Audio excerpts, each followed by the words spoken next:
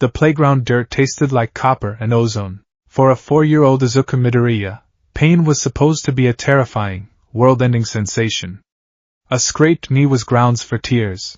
A bruised elbow was a tragedy that required his mother's kisses and an all-might band-aid to properly heal. But as Izuku lay on his back in the sand of the neighborhood park, staring up at the hazy afternoon sky, the throbbing pain blossoming on the side of his skull didn't make him want to cry. Instead, it was acting as a key.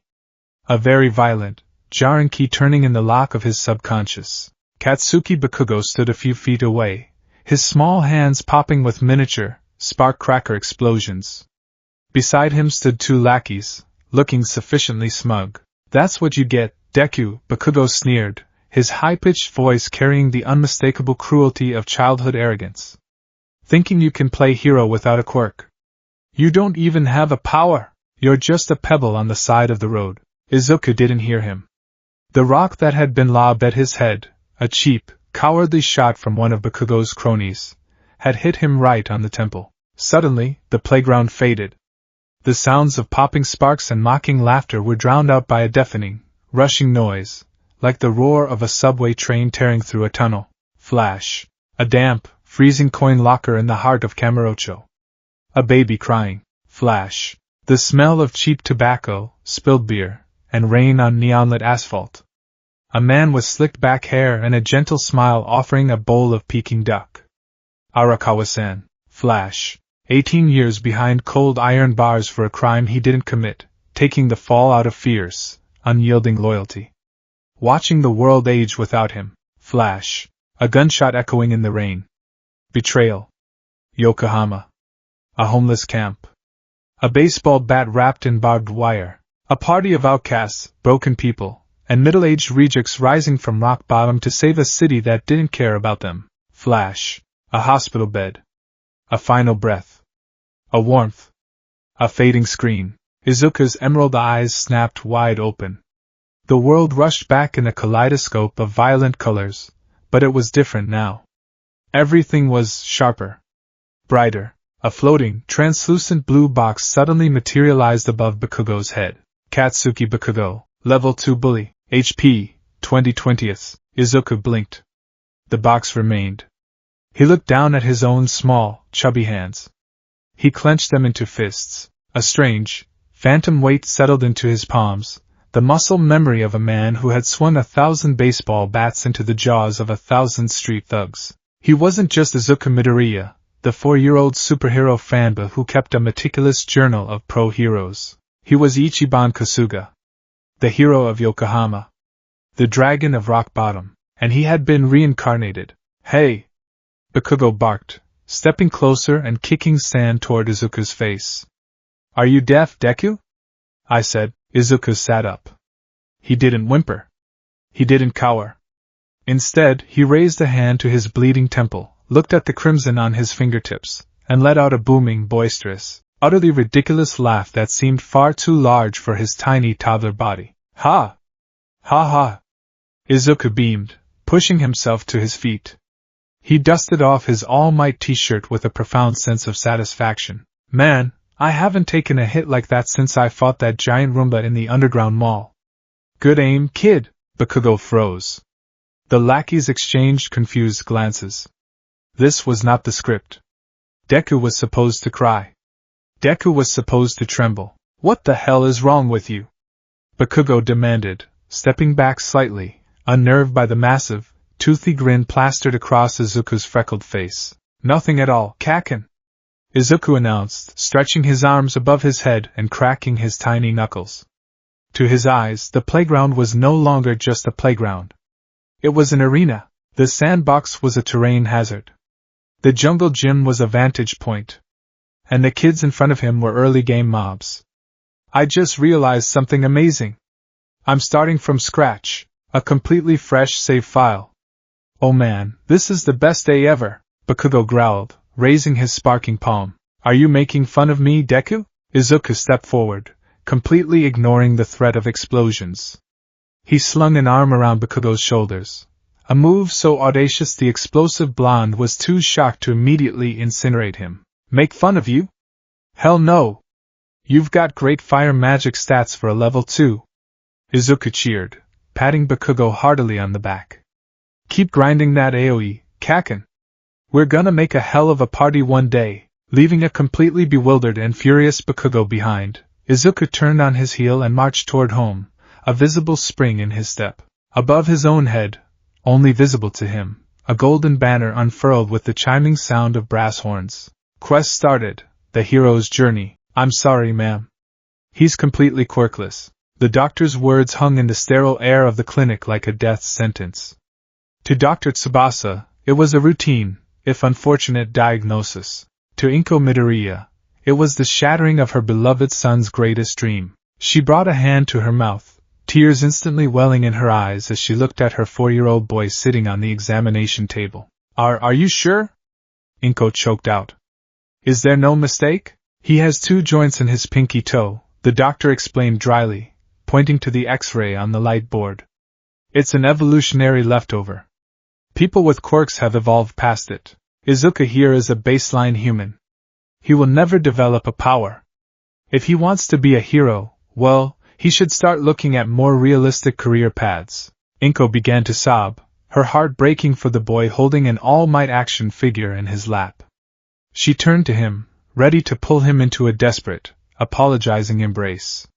She expected him to be catatonic. She expected the light to have vanished from his big green eyes. Instead, Izuku was vibrating. His eyes were wide, sparkling like polished emeralds.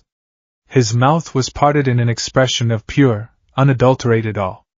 He looked from the X-ray to his toes, then to the doctor, and finally to his mother. Mom!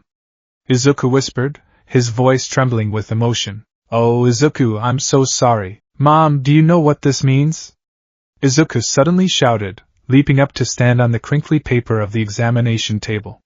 He thrust his all-might figure toward the ceiling like a legendary sword. I'm level 1. The doctor blinked, utterly baffled. Excuse me? Level 1. The starting class. Izuku cheered, doing a little dance on the table. Inko stopped crying out of sheer confusion. Think about it. In Dragon Quest, does the hero start with the Sword of Kings? No, he starts with a wooden stick and the clothes on his back. If I had a quirk, it'd be like using a cheat code or starting the game as an over-leveled NPC. I'm a baseline human. That means my stat growth potential is infinite. I can build my skill tree however I want. Izuku, honey. Inko reached out, wiping her eyes. What are you talking about? Izuku hopped down from the table and threw his arms around his mother's waist, hugging her tightly. Don't cry, Mom. This is the best news ever. It means when I become the #1 hero, it won't be because I was born lucky. It'll be because I grinded the EXP myself. Dr. Tsubasa pushed his glasses up the bridge of his nose, staring at the grinning child. Mrs. Midoriya, has your son hit his head recently? Well, yes, at the park earlier today, Inko admitted, looking down at her son with a mixture of immense relief and deep concern. I'm fine.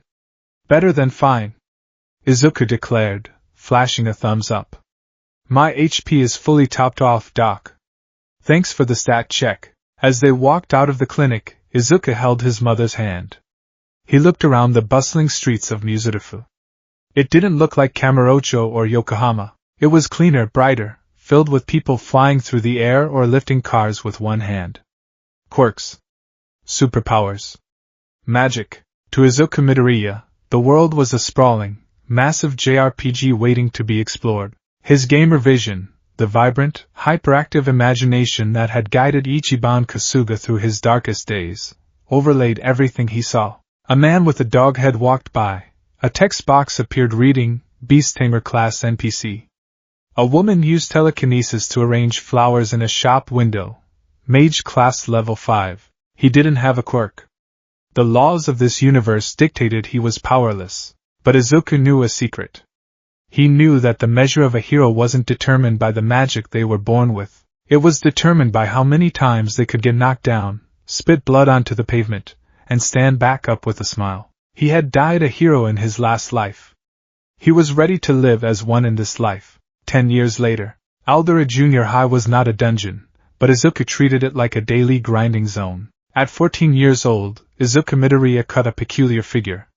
He had the same messy, unruly dark green hair, but rather than shrinking into himself, he stood with an aggressive, borderline obnoxious posture. His school uniform jacket was perennially unbuttoned, his tie loose, and he rolled up his sleeves to reveal forearms that were surprisingly corded with lean muscle. He didn't lift weights in a fancy gym.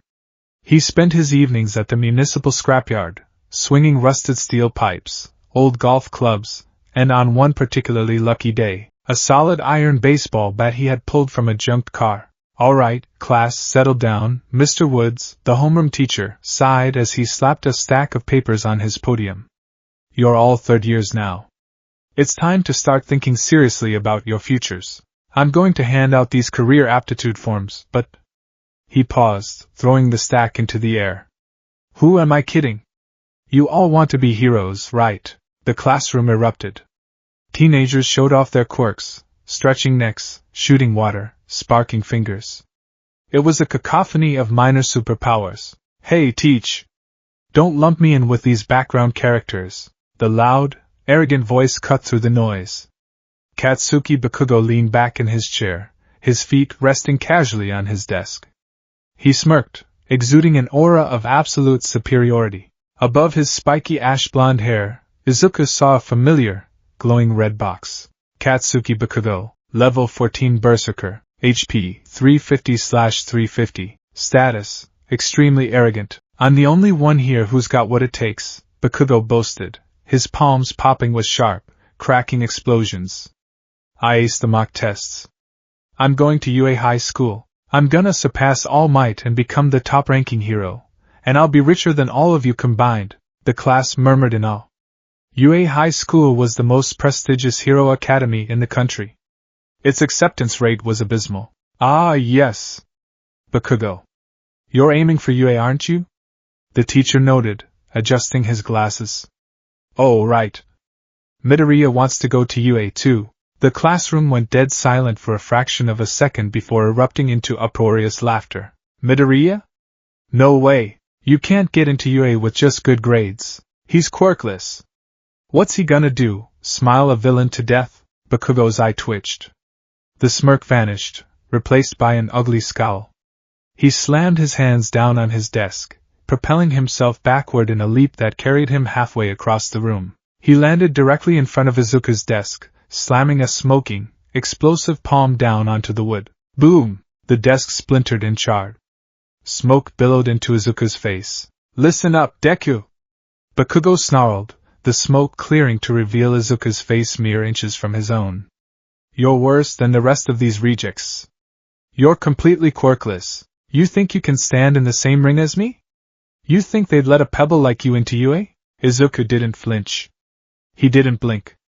He just sat there, looking through the smoke at Bakugo's furious face. Then, slowly, a massive, unhinged grin split Izuku's face. "Kaken!" Izuku shouted, throwing his arms wide open in a gesture of pure, fraternal affection. He stood up so fast his chair clattered backward onto the floor. "That was awesome! Your critical hit chance has definitely gone up since last week. Did you unlock a new passive skill or something?" Bakugo recoiled, thoroughly thrown off balance. His rage hit a brick wall of absolute, impenetrable optimism. What the hell are you talking about, you freak? I'm telling you not to apply to UA. Why wouldn't I apply?" Izuku asked, tilting his head like a confused golden retriever. "It's the main quest line. The final dungeon before the Pro Hero post-game, and besides," Izuku reached out and aggressively ruffled Bakugo's spiky hair, a move that made the rest of the class collectively hold their breath, expecting a murder. "Every legendary party needs a hot-headed berserker. We're gonna tear up the UA exams, Kaken. Just you and me, grinding to the top. Stop talking like it's a damn video game." Bakugo roared, swatting Izuku's hand away, his face flushed with anger and embarrassment. "You don't have a quirk. You'll die in the exams. A hero doesn't need magic to win, Kaken," Izuku said, his grin softening into a smirk of rugged confidence that seemed entirely out of place on a 14-year-old boy. "He just needs to know how to take a hit." Bakugo stared at him, his jaw clenched so tight it looked painful. There was nothing more infuriating in the world to Katsuki Bakugo than Izuku Midoriya. For 10 years, Bakugo had tried to establish his dominance. He had bullied, he had threatened, he had used his quirk to prove his superiority. And for 10 years, Deku had treated every explosion, every insult, and every threat like roughhousing between blood brothers. Deku didn't fear him. Deku admired his stats while treating his threats as friendly PvP. It was maddening. Whatever, freak, Bakugo spat, turning away and marching back to his desk. If you want to get yourself killed playing hero, go ahead. Thanks for the encouragement, Kaken. Izuku yelled after him, flashing a bright thumbs up. As the class settled down, Izuku picked up his charred desk, casually brushing the ash off his notebook.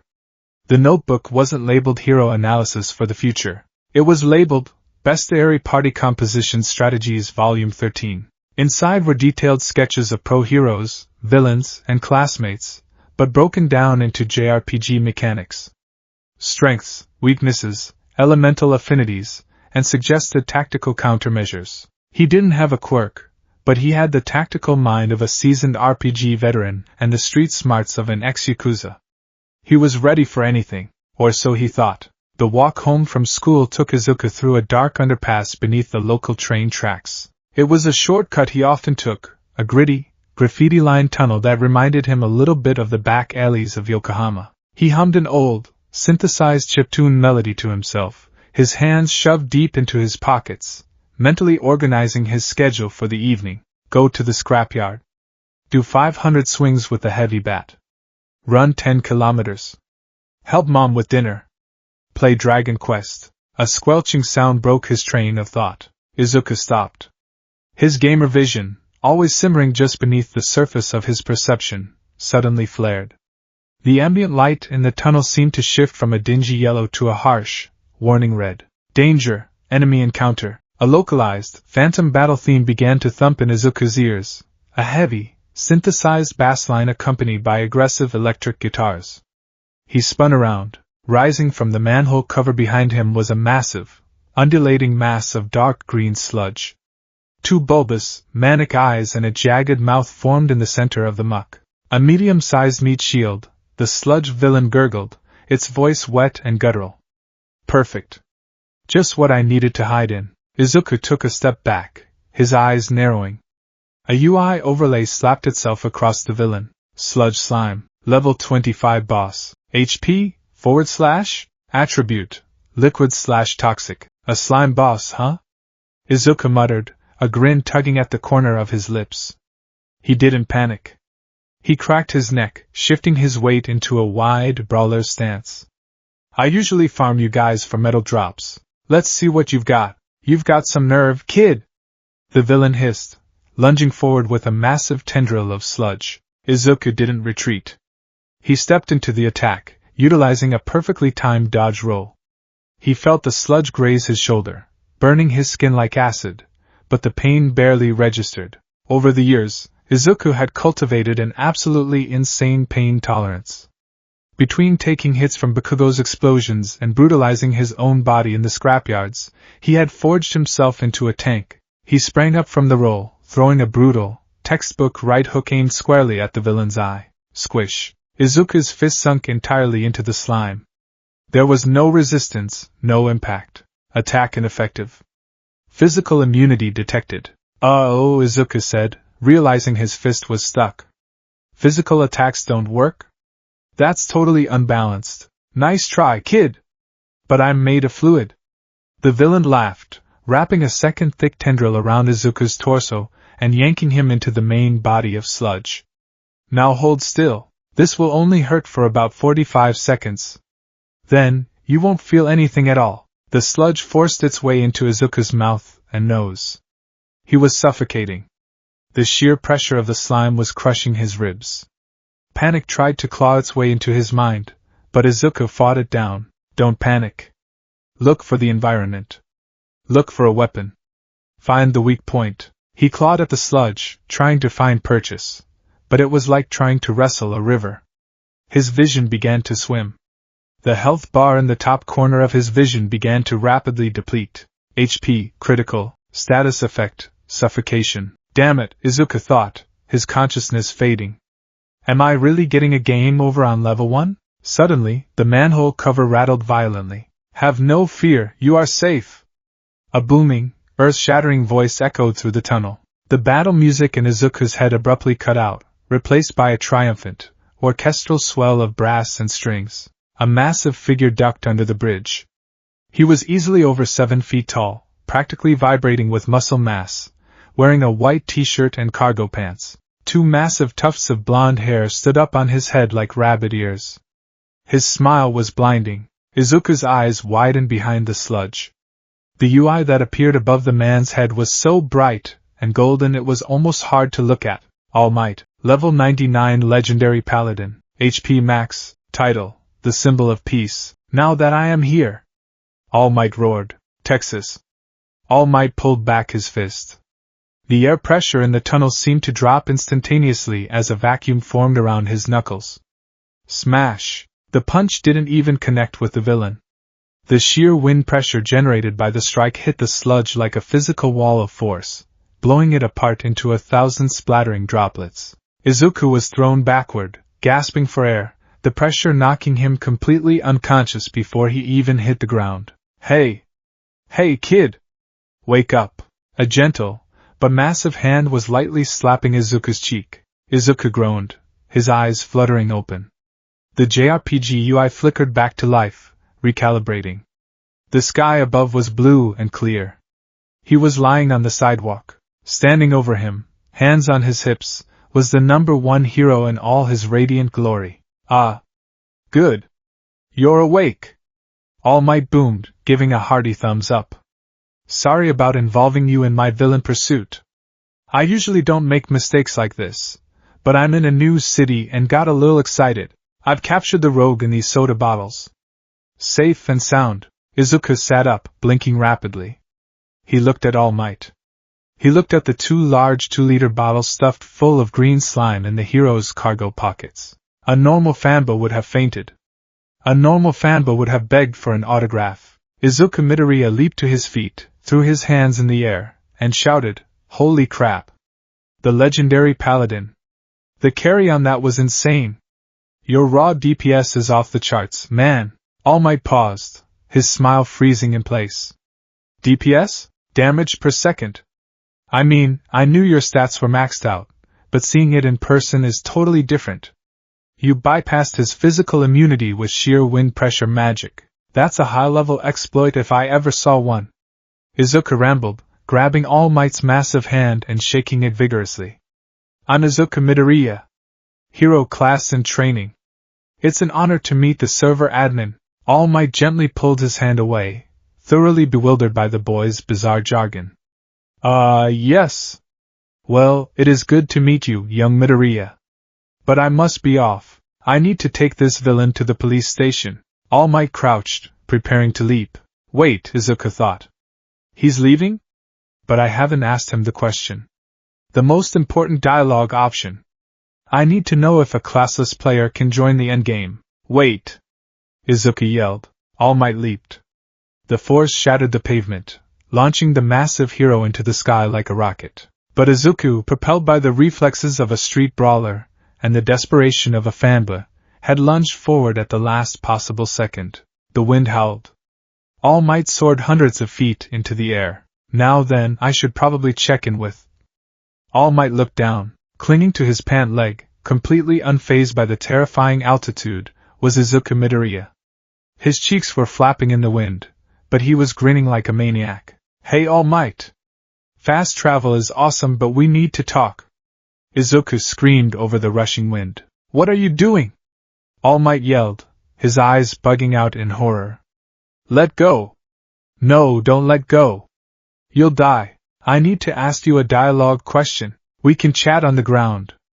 I'm landing. All Might steered himself toward a nearby skyscraper, touching down heavily on the rooftop. Izuku immediately let go, rolling across the gravel to break his momentum before hopping to his feet, dusting himself off. Good landing. Izuku cheered. Good landing? Kid, you could have died. All Might scolded, a stream of blood suddenly leaking from the corner of his mouth. He wiped it away hastily. Listen, I don't have time for this. I have to go. Just one question. Izuku pressed, clenching his fists. The manic grin faded, replaced by an expression of intense, burning earnestness. He stood straight, looking the number one hero in the eye. All Might, I don't have a quirk. The doctor said I'm a baseline human. A level 1 without a skill tree. But can someone without a quirk still become a hero like you? Can I still save people? All Might stopped. He looked at the boy. The question was heavy. It was a question that demanded a harsh, realistic answer in a world defined by superhuman abilities. But before All Might could answer, a violent spasm racked his massive frame. He doubled over, coughing violently. Smoke began to pour from his body, thick and white, obscuring him completely. Izuku blinked. Whoa! Transformation sequence? The smoke cleared.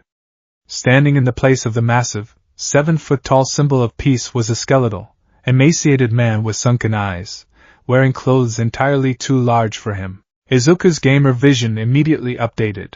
Toshinori Yagi True Form, Level 99 Legendary Paladin debuffed, HP, 15/10,000, Status Effect, Permanent Curse/Organ Failure. Izuku didn't scream. He didn't ask if the man was a fake. He saw the HP bar.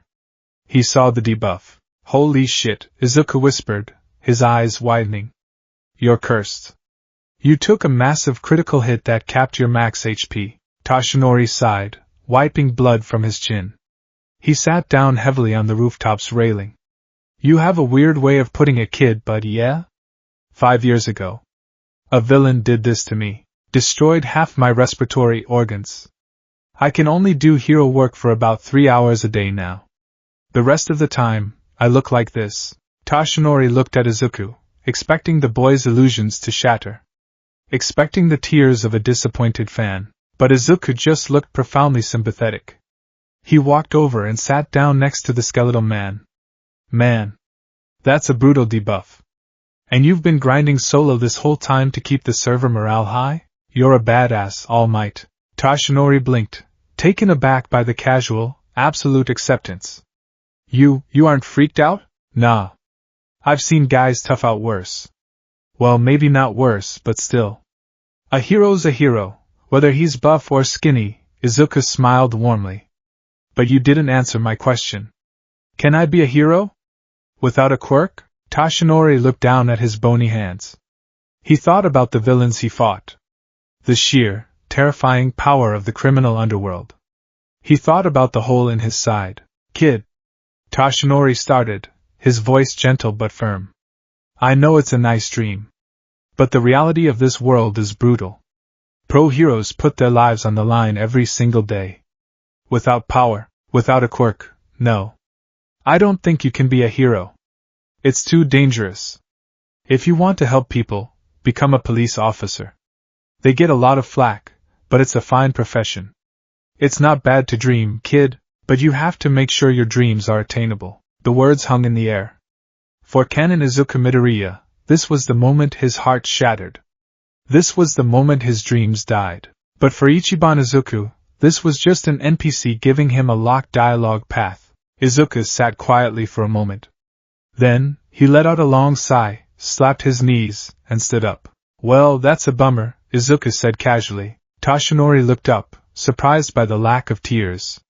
You're taking this surprisingly well. Hey, if the paladin says I can't join the raid, I can't join the raid, Izuku shrugged, though his signature grin slowly crept back onto his face. But here's the thing, All Might. I appreciate the advice, I really do. But I'm not playing this game to be a town guard. I'm aiming for the hero class. Even if I have to beat the final boss with a wooden bat and 0 magic points, I'm gonna do it. Toshinori stared at him, flabbergasted. Did you not hear a word I just said? It's suicide. Only if I give up.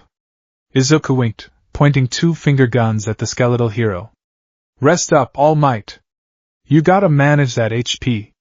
I'll see you in the major leagues. With that, Izuku turned and headed for the roof access door, leaving the symbol of peace completely dumbfounded. What an incredibly strange boy, Toshinori muttered to himself. He stood up, patting his pockets to check on the soda bottles containing the sludge villain. His pockets were flat. Toshinori froze. He patted his pockets frantically. Nothing. He looked back to the spot where Izuku had clung to his leg in midair. The sudden realization hit him like a freight train. The bottles had fallen out during the flight. Boom! A massive explosion echoed from the city below, rattling the windows of the skyscraper. Black smoke plumed into the sky a few blocks away. Izuku was walking down the street, feeling a little rejected but entirely undeterred, when he heard the explosion. His gamer vision flared violently. Emergency quest triggered. Localized raid event. An event? Izuku's eyes lit up. He immediately sprinted toward the pillar of black smoke. When he arrived at the Tatooine shopping district, it was a war zone. Fires raged out of control, licking the sides of the buildings. A massive crowd of onlookers had gathered, held back by police tape and several pro-heroes. Izuku pushed his way to the front of the crowd. His eyes widened. In the center of the flaming street was the sludge villain.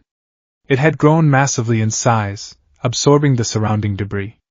But that wasn't what caught Izuku's attention. Trapped within the center of the viscous muck, struggling desperately for air, was Katsuki Bakugo. The blonde boy was firing off massive explosions from his palms in a blind panic, which was only setting the surrounding buildings on fire and giving the villain more cover. "It's no good!" The hero Death Arms shouted, holding his arms up to shield his face from the heat. "I can't get close. There's no grip. My water isn't doing enough to put out the fires." Backdraft yelled. "We have to wait for someone with a suitable quirk. Empty lady can't fit down the street. We're stuck." Kamui Woods groaned. Izuku stood frozen. The heroes were doing nothing. They were waiting. They were treating this like a turn-based battle where they had skipped their turn. Izuku looked at Bakugo. The confident, arrogant level 14 berserker was terrified. His eyes were wide, pleading for someone, anyone, to help him. The battle music in Izuku's head didn't just start. It exploded. It was a heavy, thumping Yakuza rock track. The bass vibrated in his chest. He didn't think. He didn't strategize. Izuku's eyes darted around the environment. Near the police barricade lay a construction site. Amidst the rubble, a rusted, heavy steel pipe lay discarded. Item discovered, rusted steel pipe. Damage, moderate. Durability, low. Izuku vaulted the police barricade. "Hey! Kid! Get back here!" Death Arms bellowed, reaching for him. Izuku was already gone. He dove into a combat roll, snatching the steel pipe from the rubble in one fluid, practiced motion. As his hands gripped the cold, textured metal, an electric thrill shot down his spine. The phantom memories of Kamurocho street fights flooded his muscles. Class changed, freelancer street brawler, weapon equipped. Izuku sprinted full tilt toward the roaring flames. "Deku?" Bakugo choked out, his eyes widening in disbelief as he saw the quirkless freak charging at the monster that was killing him. "Not this brat again!" The sludge villain roared, rearing back a massive liquid tendril to swat Izuku away like a fly. "Time to use up some MP!" Izuku shouted. As the tendril whipped toward him, Izuku didn't dodge. He slid on his knees across the pavement, leaning back to let the massive sludge arm pass inches above his face. The heat of the fire singed his eyebrows, but he was grinning like a demon. He popped up from the slide right at the base of the villain. "Heat action!"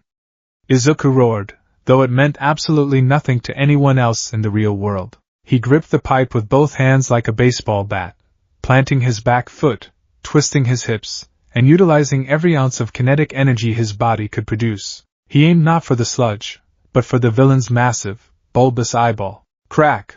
The rusted steel pipe connected with the giant eye with a sickening, wet thwack. The villain shrieked in absolute agony, the sludge rippling and thrashing violently. The impact was enough to loosen the sludge's grip on Bakugo's face. Critical hit! Boss status stunned. Bakugo gasped for air, coughing violently. "What the hell are you doing here?" he screamed. "You looked like you needed a healer, Kaken!"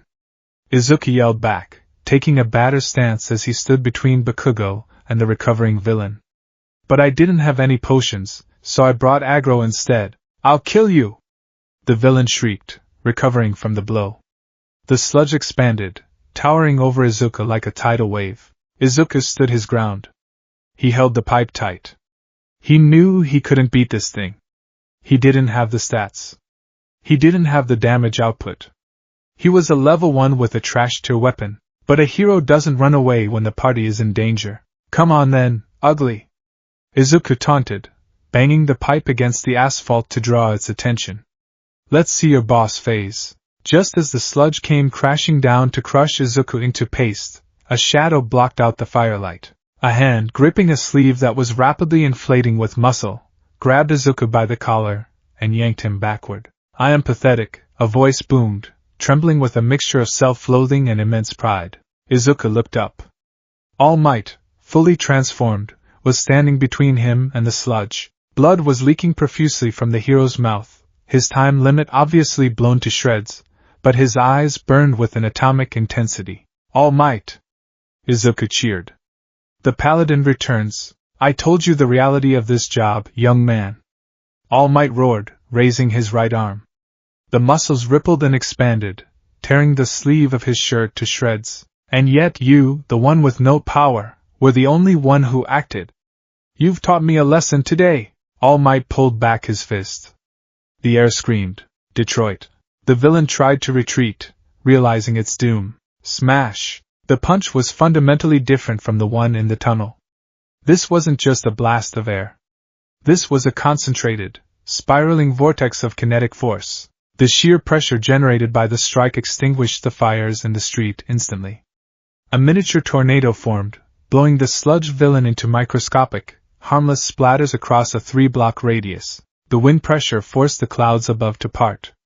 A few seconds later, it began to rain. All Might stood amidst the steam and falling rain, panting heavily. The crowd was utterly silent. Then, they erupted into deafening cheers. Izuku sat on the wet pavement, the rusted pipe still in his hand. He looked at All Might, then looked up at the sky. A golden banner unfurled in his mind. Quest complete. EXP gained, 1000. Level up. The aftermath was exactly as chaotic as one would expect from a boss raid. The pro-heroes immediately swarmed the area. While some praised Bakugo for his immense resistance and powerful quirk, holding out as long as he did, Death Arms and Kamui Woods cornered Izuku. What were you thinking, kid? Death Arms scolded, jabbing a finger into Izuku's chest. You have no quirk. You charged into a burning combat zone with a piece of trash. You could have been killed, and you got in our way. Leave the hero work to the professionals. Usually, this was the part where a teenager would look down, apologize profusely, and feel thoroughly chastised. Izuku leaned on his steel pipe like a walking stick, wiped a streak of soot off his cheek, and gave the pro-heroes a beaming, unapologetic smile. Sorry about that, guys. Izuku laughed, completely unbothered by the scolding. But you guys were just standing around waiting for an environmental trigger. The tank was taking massive damage, so someone had to draw aggro to reset the attack pattern. It's basic party mechanics. Death Arms stared at him, utterly lost. What? Don't worry, I won't steal your EXP next time. Izuku gave them a crisp salute, turned around, and walked past the police barricade, whistling a jaunty tune. The heroes were left staring at his back, completely unsure of how to process the absolute insanity of the boy they had just reprimanded. As Izuku walked home beneath the twilight sky, his muscles ached. His clothes were singed, he smelled like raw sewage and smoke, and his right shoulder was definitely bruised from the sludge's first attack. But he had never felt more alive. He had acted. He had swung the bat. He had saved a party member. Deku! Izuku turned around. Katsuki Bakugo was jogging toward him, looking incredibly out of breath and unusually conflicted. The explosive blonde stopped a few feet away, his fists clenched tight at his sides. Kaken! What's up? Izuku smiled. You need a healing item? I think I have a band-aid. Shut up! Bakugo snapped, looking at the ground. He gritted his teeth, his pride warring with the reality of what had just happened. I didn't need your help. Got it? I was fine. I had it under control. You didn't save me, you quirkless loser. Don't think for a second that you owe me anything, or that I owe you. You're still a pebble. Bakugo turned on his heel and stormed off, stomping down the street. Izuku watched him go. He saw the red UI box above Bakugo's head flicker. The status, extremely arrogant, briefly glitched, replaced for a fraction of a second by confused/grateful, before shifting back. Izuku chuckled, shaking his head. Classic Tsundere Berserker. He'll come around.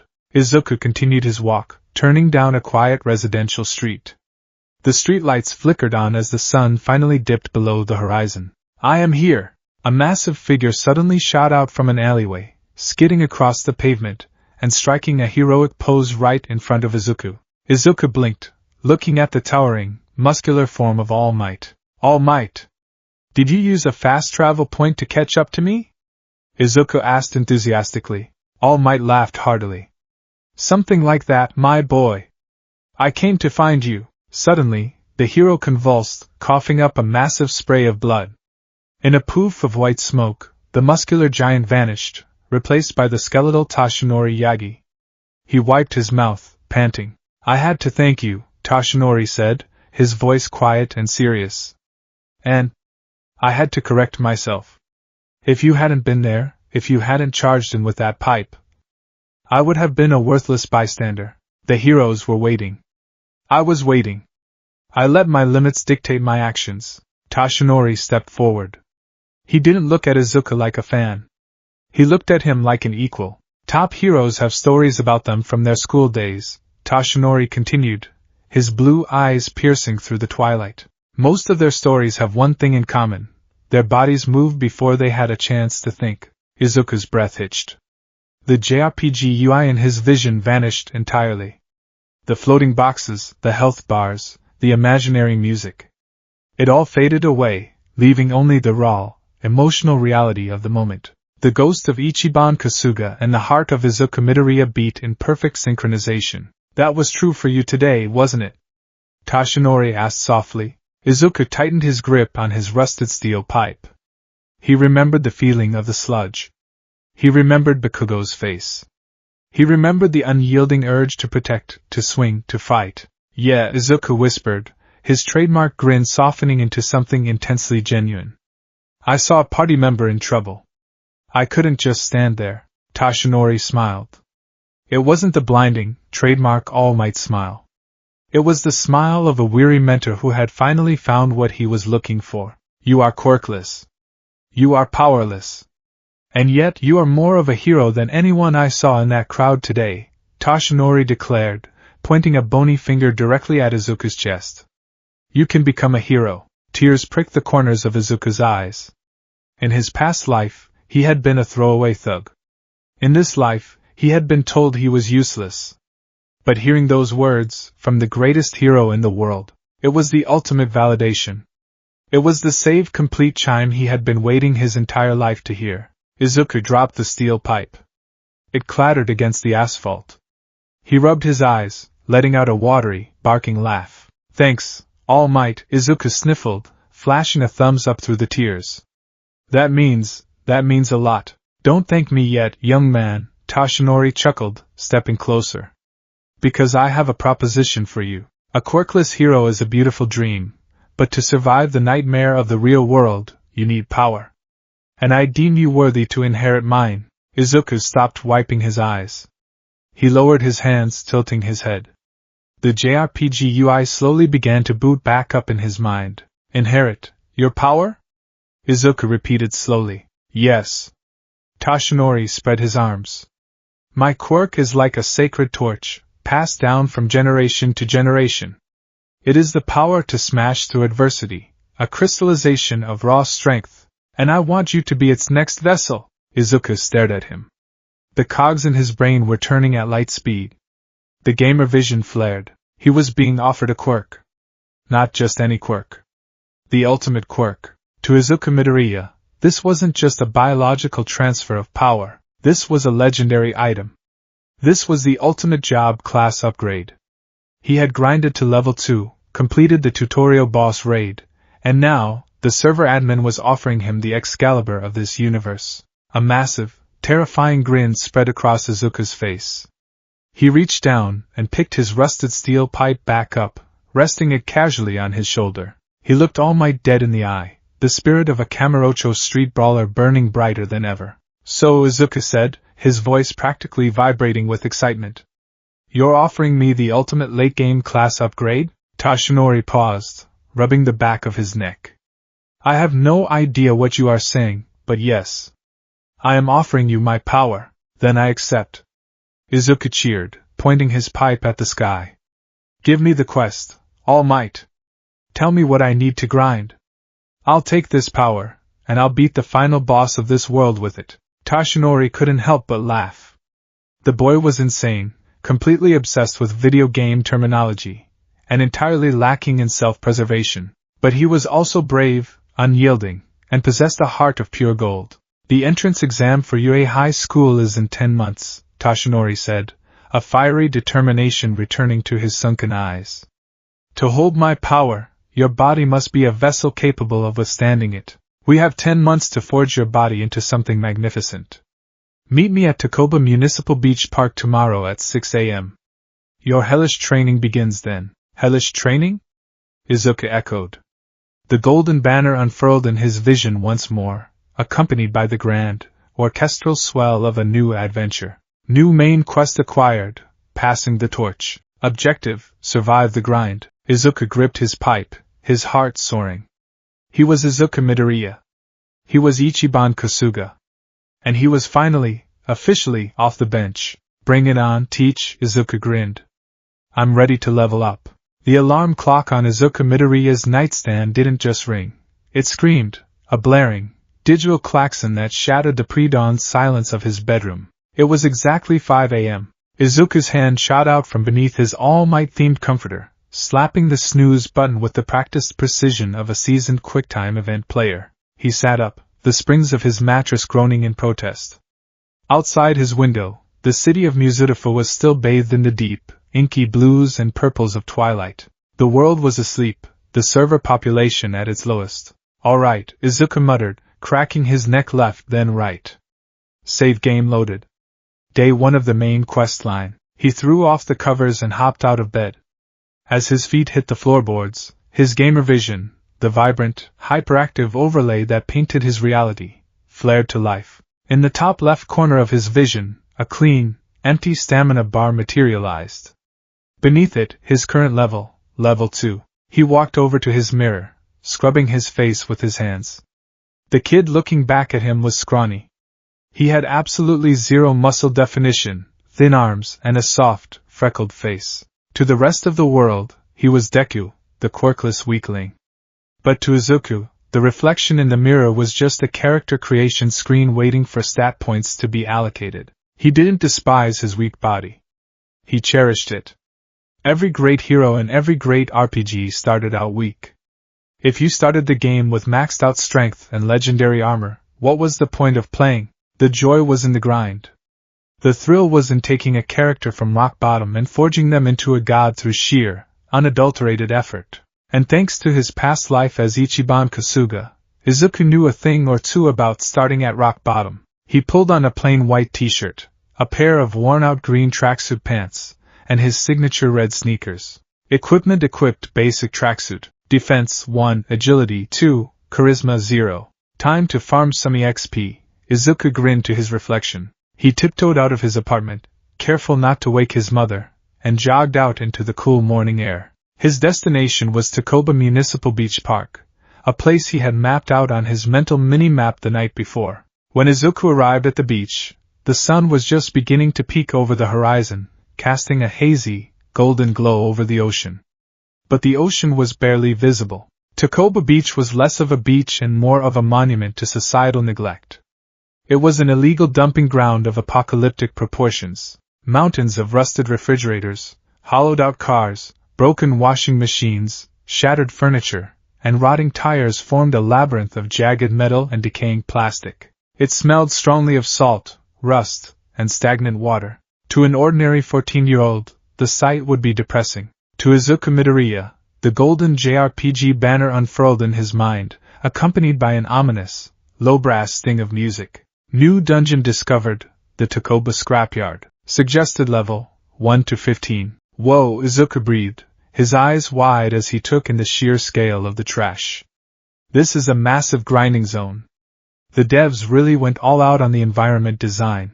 I am glad you appreciate it, young Midoriya. Izuku spun around. Standing atop a rusted-out washing machine, silhouetted against the rising sun, was All Might. But he wasn't in his hulking, muscle-bound hero form. He was Toshinori Yagi, the skeletal, sunken-eyed man in the oversized white t-shirt. Despite his frail appearance, he stood with the posture of a king. All Might! Izuku waved enthusiastically, jogging over. Good morning! You're up early for an NPC, Toshinori blinked, coughing lightly into his fist. An NPC? Never mind. Good morning, Midoriya. You're prompt. I like that. I brought you here today because this beach is the perfect place for you to forge your vessel. Toshinori hopped down from the washing machine, his boots crunching on the sandy debris. He gestured grandly to the mountains of trash. Look at this place, Toshinori said, his voice dropping an octave into a more serious tone. It used to be beautiful, but because the currents bring debris here, and because it's hidden from the main roads, people started treating it as an illegal dumping ground. Heroes these days are all about the flashy villains, the big fights in the middle of the city. But true heroism? It's about community service. It's about doing the dirty, unglamorous work to make the world a better place. Izuku nodded fervently, his mind flashing back to his days in Yokohama, cleaning up the streets, helping the homeless, and taking odd jobs just to survive. I completely agree, All Might. A hero's job isn't just fighting bosses. It's completing the fetch quests for the townsfolk, too. Right, fetch quests, Toshinori sighed, deciding it was easier to just roll with the boy's bizarre vocabulary. To inherit my quirk, your body needs to be strong. If I gave it to you now, as frail as you are, the sheer physical backlash would blast your limbs off. Izuku paused, his eyes widening. Wait. Blast my limbs off? Yes. Izuku stroked his chin. So it's an overencumbrance penalty mixed with a massive recoil debuff? That makes sense. If a level 2 equips a level 99 weapon, the stat requirements aren't met, so the game penalizes you with self-damage. Toshinori stared at him for a long, quiet moment. He was starting to realize that communicating with Izuku Midoriya was going to require learning an entirely new language. Let's go with that, Toshinori agreed, pulling a thick stack of papers from his pocket. He handed them to Izuku. This is my aim to pass, American Dream Plan. It is a meticulously calculated regimen. It dictates your sleep schedule, your diet, and the specific order in which you will clear this entire beach of trash over the next 10 months. Izuku took the papers, his eyes scanning the dense text, the caloric intake charts, and the hauling schedules. It was brutally difficult. It was borderline impossible for a kid his age. Izuku's grin practically split his face. A walkthrough guide. All Might, you're the best. You even mapped out the optimal EXP routing. It's a workout plan, Midoriya, Toshinori corrected gently. And before we begin, I need to formally explain the power you are grinding for. I didn't get the chance to tell you yesterday. Toshinori stood up straight. The wind whipped his baggy clothes around his thin frame. He looked out at the ocean, his expression solemn and ancient. My quirk is not like others, Toshinori began, his voice carrying the weight of generations. Most quirks manifest naturally. But mine is a torch, passed from person to person. It is called One for All. One. For all, Izuku repeated, testing the words on his tongue. Yes. It is the crystallization of power. One person cultivates the power, refining it, making it stronger, and then passes it on to the next person, who does the same. It is a legacy of courage, born from the desire to cry out for help, and the desire to save those who cry out. Toshinori turned back to Izuku, pointing a bony finger at him. I am the 8th holder of this power. And I have chosen you to be the 9th. The JRPG overlay in Izuku's vision went absolute haywire. Golden text scrolled across his eyes, detailing lore that read like the backstory of a legendary artifact. Legendary item unlocked, One for All dormant, type, transferable legacy buff, tier mythic, description, a power cultivated by 8 previous generations. Exponentially increases base physical stats. Warning: requires high vigor and endurance to equip without fatal recoil. Izuku fell to his knees, clutching his chest, his eyes shining with tears of sheer, unadulterated awe. It's an heirloom class. A transferable buff that scales with each user. It's the ultimate co-op mechanic. Midoriya, are you alright? Toshinori asked, taking a step forward. You're crying. I'm fine. Izuku yelled, leaping back to his feet, scrubbing his eyes. I'm just so hyped. To think a power like that exists. A power built by a party of heroes, spanning across decades. I promise, All Might, I'm going to max out this quirk skill tree. I won't let the previous players down. Toshinori couldn't help but smile. The boy was utterly eccentric, but his heart blazed like a furnace. I believe you, young man. Now enough talk. The entrance exam is in 10 months. We don't have a second to waste. Start with that refrigerator. Toshinori pointed to a massive, rusted, double-door refrigerator half buried in the sand. Izuku cracked his knuckles. He walked over to the fridge. He grabbed the rusted handles, planted his feet in the sand, and pulled. The fridge didn't budge. It was packed full of wet sand and old tires. It probably weighed 300 pounds. Izuku gritted his teeth, his thin biceps straining. Erg. Man, this physics engine is unforgiving. Use your legs, Midoriya. Leverage. Toshinori coached from the sidelines. Having seated himself on a lawn chair he pulled from the rubbish. Izuku adjusted his stance, channeling every ounce of his willpower. Slowly, agonizingly, the fridge shifted, dragging across the sand with a harsh scraping noise.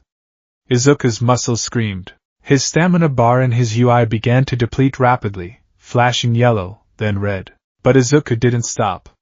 He pushed. He pulled. He treated every foot of distance like a conquered enemy. For 2 hours, Izuku hauled debris. He dragged tires, pulled up rusted pipes, and moved soggy mattresses to the designated drop-off point where Toshinori had arranged a pickup truck. By the time 7:30 a.m. rolled around, Izuku was drenched in sweat, his hands raw and blistered, his lungs burning. All right, that's enough for today, Toshinori called out, checking his watch.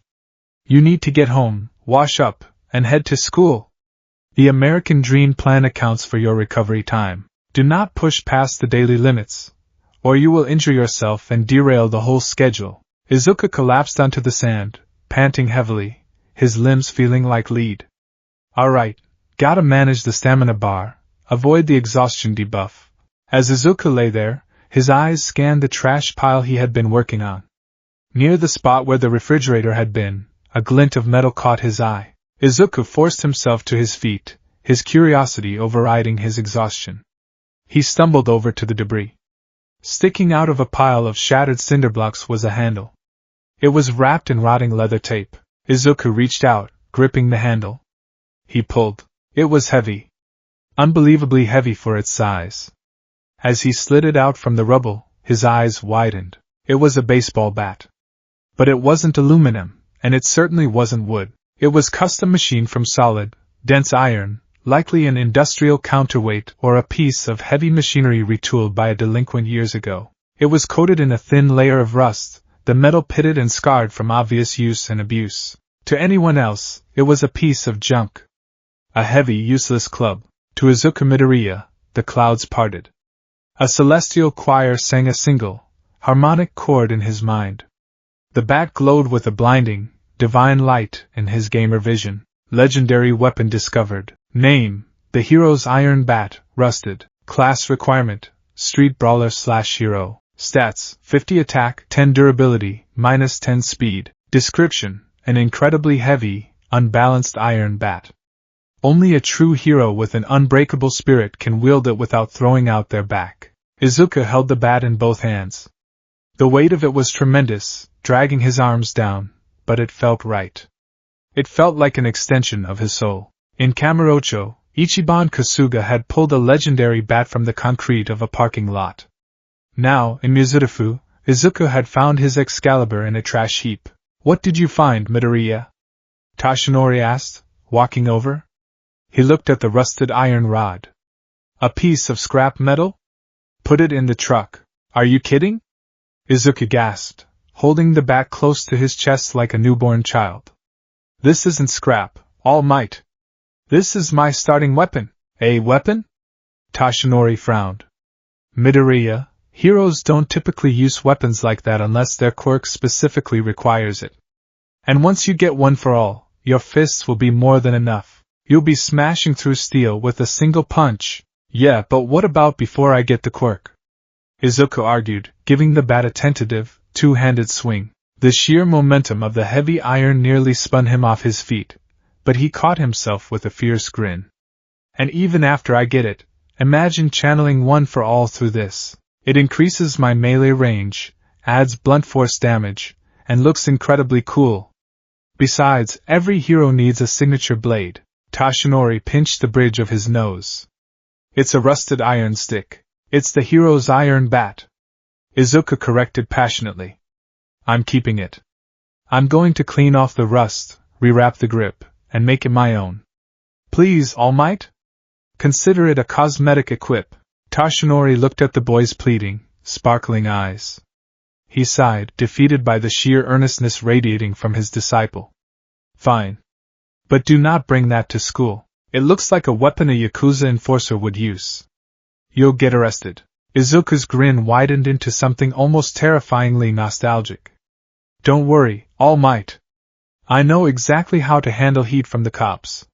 See you tomorrow. Izuku strapped the heavy iron bat to the side of his backpack and jogged off toward his apartment, his step light despite his physical exhaustion. Tashinori watched him go, shaking his head. I have given my power to an absolute madman. Months 1 to 3, the early grind. The transition from a normal middle schooler to a full-time, beach-clearing tank was brutal, but Izuku treated it like an addiction. His daily routine was a masterclass in relentless grinding. Wake up at 5 a.m. Run 3 miles to the beach. Clear heavy trash for 2 hours. Go to school. Endure Katsuki Bakugo's constant berating with aggressive, confusing optimism. Run home. Do 100 practice swings with his heavy iron bat in the alleyway behind his apartment. Eat an absurd amount of protein, courtesy of the American Dream Plan. Sleep. Repeat. In the beginning, it was pure agony. Izuku's muscles tore and repaired themselves on a daily basis.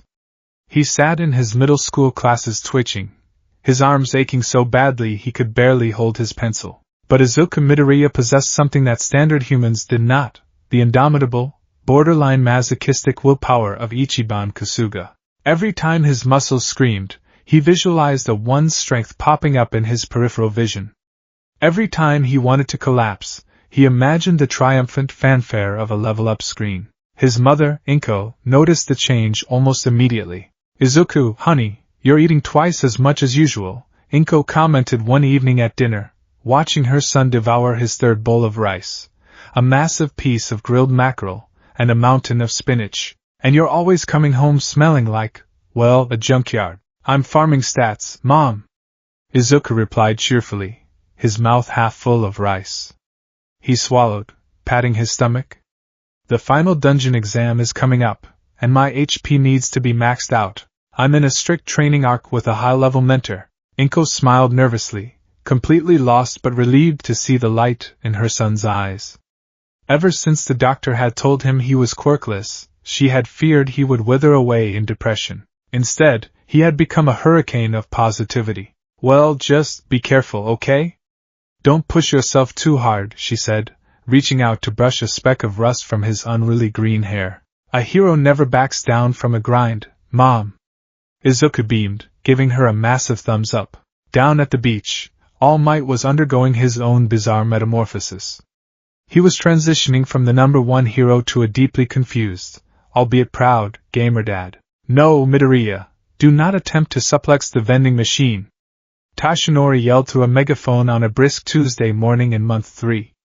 Use the dolly. We are building lean muscle, not destroying your spinal column. But All Might. Izuku grunted, his arms wrapped around the rusted husk of a soda machine, his face red with exertion. If I unlock the grapple skill tree early, my crowd control options in the UA exam will be way higher. Put it on the dolly. Izuku sighed, carefully lowering the machine onto the hand truck. You're restricting my class options, teach. Despite the constant back and forth, Toshinori was amazed. The boy never complained. He never whined about the cold, the rain, or the smell. He attacked the trash pile with the manic joy of a child opening presents. Slowly but surely, the outline of the beach was beginning to reveal itself beneath the mountains of debris. And physically? Izuku was transforming. The chubby, soft kid from month 1 was gone. By the end of month 3, Izuku's shoulders had broadened. His chest was firm, and his arms were beginning to show the distinct, corded striations of hard, functional muscle. He wasn't bodybuilder huge, but he was incredibly dense. He was built like a street fighter, and he was getting lethal with his bat. Every evening, Izuku took his iron bat to the local scrapyard. He had spent hours cleaning it, scrubbing away the rust with wire brushes until the dark iron gleamed. He had rewrapped the handle in heavy-duty crimson grip tape. He affectionately dubbed it the Dragon's Fang. He practiced swinging it not like a baseball player, but like a Yakuza enforcer. Wide, brutal arcs designed to shatter guards and break bones. He practiced parrying, using the heavy iron shaft to block imaginary attacks before countering. Heat action, essence of the home run, Izuku would whisper in the dark, visualizing a glowing blue aura surrounding his body as he brought the bat down on the hood of a junked sedan, crushing the metal inward with a deafening crang. He was getting stronger. But the real test of his new stats was yet to come. Months 4 to 7, the middle grind and the rival encounter, spring turned to summer. The heat made the beach clean up infinitely more miserable, the stench of rotting seaweed and rusted metal baking in the sun. But Izuku pushed harder, stripping off his tracksuit jacket and hauling engine blocks in nothing but a sweat-soaked t-shirt and shorts. At school, the atmosphere was growing tense. The UA entrance exam was looming on the horizon, and the third-year students were feeling the pressure. No one felt it more than Katsuki Bakugo. Bakugo was a perfectionist. He needed to be the best. He needed to be the indisputable king of his class, the only one worthy of standing on the same stage as All Might. And for a long time, the hierarchy had been clear. Bakugo was at the top, and Deku was at the bottom. But recently, the bottom was starting to look different. Bakugo watched Izuku during P class. They were running the 50-meter dash. Izuku lined up next to a kid with a minor speed quirk. When the whistle blew, Izuku exploded off the starting line with terrifying, explosive power, his muscular legs digging into the dirt. He crossed the finish line in a dead tie with the quirked kid, barely breaking a sweat. Bakugo narrowed his eyes, his palms popping involuntarily with tiny explosions. Where did the nerd get that kind of speed? Later that week, Bakugo cornered Izuku behind the school. The sun was setting, casting long, dramatic shadows across the pavement. Bakugo was flanked by his two usual cronies, who looked eager for a beatdown. Izuku was leaning against the brick wall, casually wiping down the heavy iron bat he had pulled from his bag. He had brought it to school, ignoring All Might's warnings, though he kept it wrapped in cloth to avoid the teachers. "Hey, Deku," Bakugo growled, stalking forward. Above his head, the UI box glowed an angry, pulsating red. Katsuki Bakugo, level 18 Berserker, status aggravated. "Hey, Kaken!" Izuku grinned brightly, pausing his polishing. "What's up? You need to trade items? I have a spare stamina potion. Well, it's a sports drink, but same thing." "Cut the crap with the video game talk," Bakugo snapped, stopping 3 feet away. He glared at Izuku's newly broad shoulders, the way his t-shirt clung to a chest that used to be non-existent. "What the hell have you been doing? You're acting cocky. You think just because you've hit the gym for a few months, you're suddenly on my level? You're still quirkless. You're still nothing." The two cronies snickered, stepping closer to intimidate Izuku. Izuku didn't flinch. He didn't cower. The ghost of Ichiban Kasuga flared in his chest, the man who had stood up to Yakuza patriarchs and armed assassins with nothing but a bat and a smile. Izuku unwrapped the cloth from his iron bat. The heavy dark metal gleamed in the setting sun. He rested it casually on his shoulder, his emerald eyes locking onto Bakugo's crimson ones. The goofy, oblivious grin vanished, replaced by a sharp, confident smirk that was entirely too old for his face. "I'm not on your level, Kaken," Izuku said, his voice dropping into a low, gravelly baritone that sent a shiver down the cronies' spines. You've got an incredibly powerful magic stat. You were born with a legendary skill tree. I'm just a baseline human. Damn right you are, Bakugo spat, though he felt a strange, unsettling pressure radiating from Izuku. But here's the thing about RPGs, Izuku continued, pushing himself off the wall and taking a single, deliberate step forward. The sheer weight of his presence made the two cronies instinctively step back. The guy who starts with all the cheat codes never learns how to play the game properly. He never learns how to dodge. He never learns how to take a hit. You've been coasting on easy mode, Kaken. Bakugo's face turned purple with rage. Sparks erupted from his hands, the smell of burnt caramel filling the alleyway. You wanna say that to my face, you quirkless piece of trash? I'll blow you away. Anytime, Kaken, Izuku grinned fiercely, tapping the head of the iron bat against the pavement. Clang. Consider this an open invitation to PvP. Whenever you're ready to test your damage output against my defense stats, you know where to find me. But until then, Izuku swung the bat up, catching it easily in one hand, and pointed the tip directly at Bakugo's chest. Keep grinding. Because when the server goes live at UA, I'm taking the #1 spot. Izuku slung the bat over his shoulder, gave Bakugo a cheery, entirely contradictory wink, and walked right past him. He didn't even look back. Bakugo stood frozen in the alleyway, his hands trembling with rage. He wanted to turn around and blast Deku into the stratosphere. But a tiny, infuriating voice in the back of his head held him back. The look in Deku's eyes, it wasn't the look of a victim anymore. It was the look of a challenger. Damn you, Deku, Bakugo hissed to the empty alley. Months 8 to 9, pushing the limits. The final stretch of the 10 months was where the grind turned into torture. Autumn arrived, bringing biting winds and cold rain to Mizurufu. The beach was nearly unrecognizable. Over 70% of the trash was gone, revealing vast stretches of beautiful white sand. But the remaining trash was the heaviest. Safes, industrial machinery, waterlogged vehicles. Izuku was a machine. His body had adapted to the punishment, his stamina bar vastly expanded. But the UA exam was drawing closer, and the pressure was mounting. Izuku began to look at his internal UI with growing paranoia. Level 10. Am I strong enough? Is my vigor high enough to equip one for all? What if I take the quirk and my arms explode on the first swing? I need more EXP. I need more stats. He started breaking the American dream plan. He woke up at 4 a.m. instead of 5 a.m. He added an extra hour of hauling. He stopped taking rest days.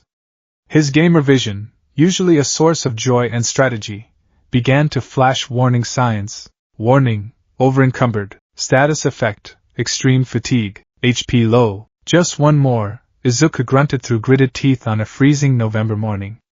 The rain was pouring down in sheets, soaking his clothes. He was trying to drag a massive, rusted pickup truck bed across the wet sand. The ropes dug into his shoulders, drawing blood. Pull! Izuku screamed to himself, his boots slipping in the mud. He managed to move at 2 feet before his legs finally gave out. The warning klaxons in his mind blared a deafening game overtone. His vision tunneled, the world spinning in a chaotic blur of gray sky and brown sand. He collapsed forward, the wet sand rushing up to meet his face. He didn't hit the ground. A massive hand grabbed the back of his shirt, hauling him upright. Izuku blinked away the darkness. Tashinori, in his skeletal form, was holding him up, holding an umbrella over them both. The man looked furious, but beneath the anger, there was deep, profound worry. What are you doing, Midoriya? Tashinori demanded, his voice cracking with emotion. I told you to stick to the plan. You are overworking yourself. If you destroy your body now, everything we've worked for will be ruined. Why are you rushing? Izuku leaned heavily against the truck bed, coughing, his whole body trembling from the cold and the exhaustion. He looked at Tashinori, his emerald eyes burning with a desperate, manic fire. Because the EXP multiplier is active, Izuku gasped out, still clinging to his gaming metaphors, though his voice was raw and broken. Stop with the game talk. Tashinori shouted, finally losing his patience. This is real life, Izuku. This is your body. Why are you doing this? Izuku flinched. The UI in his vision vanished. The rain beat down on the metal around them. Izuku slumped against the rusted truck, looking down at his scarred, blistered hands. For a moment, he wasn't a 14-year-old boy. He was a man who had spent 18 years in prison for a crime he didn't commit, only to be shot by the only father figure he had ever known. He was a man who had been tossed away like trash, left to die in a homeless camp. Because I'm at the bottom, All Might, Izuku whispered, the Yakuza grit bleeding through his teenage voice. Everyone else. Kaken, the kids at school, the kids who are gonna take the exam. They all started at level 10. They got quirks. They got support. They got a head start. I started in the negatives. Toshinori softened, lowering the umbrella slightly to look the boy in the eyes. I have to work twice as hard just to stand on the same starting line as them, Izuku continued, gripping the edge of the truck bed, his knuckles turning white.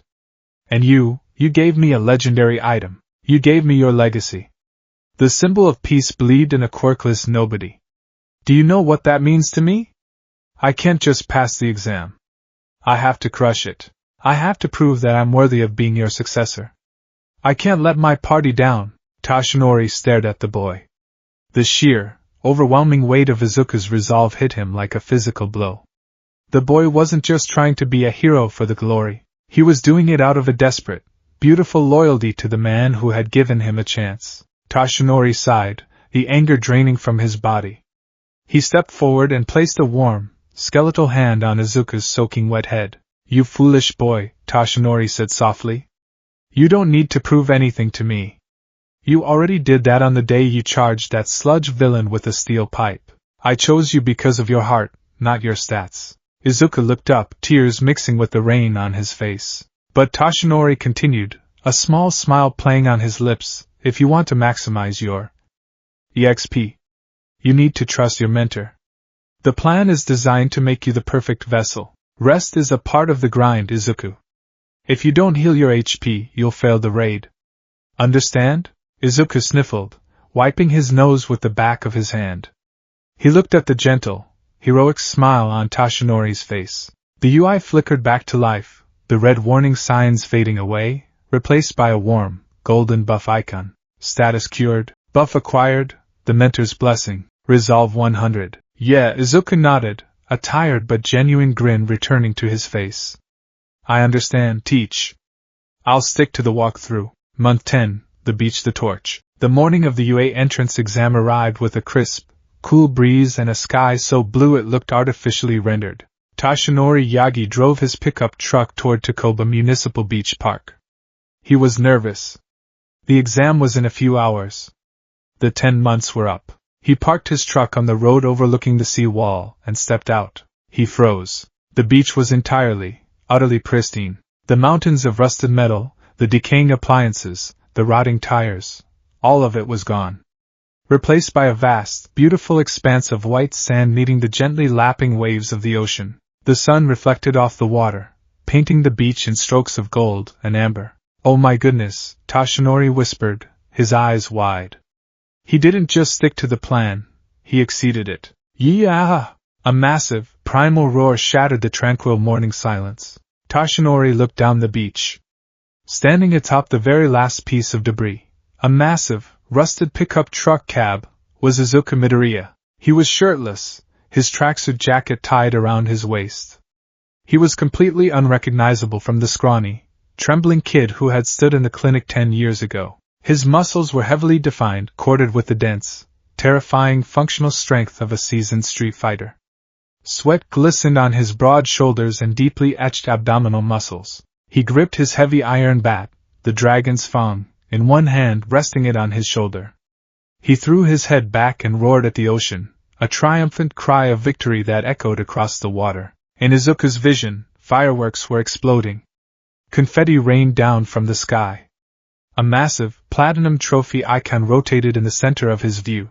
Achievement unlocked. The American dream. Max HP increased. Strength increased. Vigor increased. You have reached level 15. Toshinori transformed in a burst of steam. All Might leaped over the seawall, landing heavily on the sand next to the truck cab. Young Midoriya! All Might boomed, his massive smile radiating pure, unadulterated pride. Look at this. You didn't just clear your designated zones, you cleared the entire beach. You even cleaned up the areas outside the quest parameters. You are a completionist. Izuku hopped down from the truck cab, landing lightly on his feet despite his massive, dense frame. He grinned, twirling his heavy iron bat with terrifying ease. I had to get the platinum trophy, All Might. Izuku cheered, wiping sweat from his forehead. My vigor stat is maxed out. I'm ready for the class upgrade. All Might nodded, his expression turning solemn and reverent. He reached up to his head, his massive fingers gripping a single strand of his golden, heroic hair. He plucked it with a small snip. Izuku stopped twirling his bat. The gamer vision focused entirely on the single strand of hair illuminated by the morning sun. Legendary item, one for all, consumable. Do you wish to equip this item? Y/N. This power is not a right. It is a gift, earned through blood, sweat, and an unbreakable spirit, All Might said, holding the hair out to Izuku. You have forged your vessel. Now claim your reward. Eat this. Izuku stared at the hair. He stared at All Might. The silence stretched for 3 seconds. Wait. I have to eat it? Izuku asked, his Yakuza-hardened face scrunching up in profound confusion. Like, as a consumable item? I thought it was going to be a cool magical light transfer, or a high five, or something. It's a DNA transfer, my boy. All Might laughed loudly, slapping his knee. The easiest way is to ingest it. Come now. The exam starts in 2 hours. You need time for the buff to digest. Izuku sighed, looking at the hair. Man, the devs really have a weird sense of humor. He reached out, pinched the hair between his fingers, threw it into his mouth, and swallowed it dry. He grimaced, pounding his chest as it went down. Leg. Okay. Quest item consumed, Izuku muttered. He stood still for a moment, flexing his hands, waiting for the sky to split open, for a golden aura to surround him, for the power of the gods to surge through his veins. Nothing happened. Izuku blinked. All Might? My stat sheet hasn't updated. Did the transaction fail? It takes a few hours to metabolize, Midoriya. All Might chuckled, transforming back into Tashinori with a cough of blood. He checked his watch. You need to hurry. Get home, shower, put on your uniform, and get to UA High School. The tutorial is over. It's time for the real game. Izuku's grin returned, sharper and more dangerous than ever. He grabbed his shirt, throwing it over his newly forged, muscular frame. He grabbed the dragon's fang, his trusty iron bat, and slung it over his shoulder. Thanks for the carry, Teach, Izuku said, giving Tashinori a deep, respectful bow. I won't let you down. I'm gonna go wreck that dungeon. Tashinori watched the boy jog away toward the city, the heavy iron bat resting easily on his shoulder, his green hair bouncing with every step. Go get him, hero, Tashinori whispered to the morning wind. 2 hours later, Izuku Midoriya stood before the massive, towering gates of UA High School. The building was a fortress of glass and steel, shaped like an H. Hundreds of teenagers were swarming through the gates, buzzing with nervous energy. They were stretching, whispering to each other, showing off minor quirks. Izuku stood at the edge of the crowd, his standard middle school uniform hugging his muscular frame a little too tightly. Resting on his right shoulder was a long, cylindrical object wrapped tightly in white cloth, his iron bat. He looked up at the massive UA logo above the gates. The JRPG music in his head began to swell. It wasn't a training montage track anymore. It was an epic, orchestral battle anthem. Horns blared. Drums pounded. The golden UI in his vision expanded, locking onto the school. New area unlocked, UA High School. Warning, PvP and high-level PvE zones ahead. Main quest updated, passed the entrance exam. Izuku cracked his neck. A fierce, wild smile spread across his face. He felt a strange, bubbling warmth in the pit of his stomach. It felt like a dormant volcano waiting to erupt. The hair had finally digested. The power of One for All was pulsing in his veins, waiting to be unleashed. All right, Izuku whispered, gripping his wrapped bat tightly. Let's see what kind of mobs they've got in here. Time to start the campaign. He took his first step through the gates. The hero of Yokohama, reborn in Mizudafu, was ready to play. The morning sun beat down on the sprawling campus of UA High School, reflecting off the towering glass structures that looked less like a school and more like the capital city of a late-game JRPG. Izuku Midoriya stood at the bottom of the massive stone steps leading to the main entrance. He took a deep breath, the crisp air filling his newly expanded lungs. The weight of the dragon's fang, his heavy, custom-machined iron bat wrapped tightly in a white cloth, rested comfortably on his right shoulder. Beneath his middle school uniform, his muscles were coiled tight, thrumming with residual energy. His gamer vision was going absolutely berserk. Everywhere he looked, translucent blue and gold UI boxes were popping into existence, tagging the hundreds of teenagers swarming toward the entrance. Level 14 Pyromancer, Level 12 Beast Shifter, Level 15 Brawler. So many different classes, Izuku thought, a wild, irrepressible grin stretching across his freckled face. The server population here is insane. These are the elites, the best players in the country, all gathered in one zone. I bet the co-op potential here is off the charts.